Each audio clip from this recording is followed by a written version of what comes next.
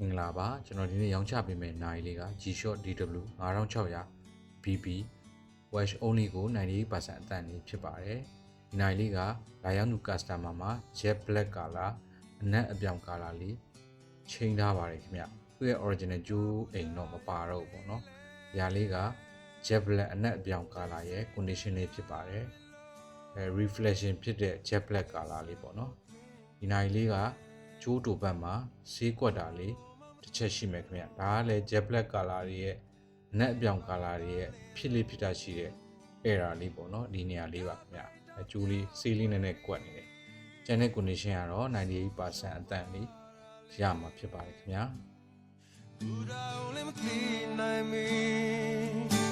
နိုင်လေးကိုကျွန်တော်ရောင်းချပေးမယ်ဈေးနှုန်းလေးက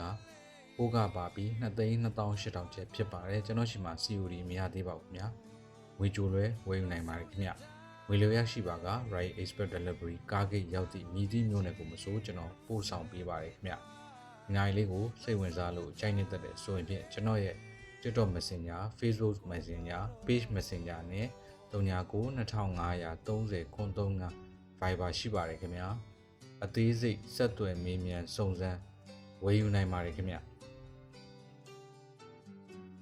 ဒီနိုင်လေးတွေရဲ့စိုင်ဈေးအသစ်ဈေးကတော့4သိန်းအထက်မှာရှိပါလိမ့်မယ်ခင်ဗျာကျွန်တော်ရှိမှာတော့98%အတန်လေးပေါ့နော်ဂျိုးကေ့စ်လေးလဲထားတယ်2,2800ပေါ့နော်တဝက်ဈေးတတလေးနဲ့ရောင်းပေးထားပါတယ်ခင်ဗျာစုံထိကြည့်ပေးလို့ကျေးဇူးပါဗျ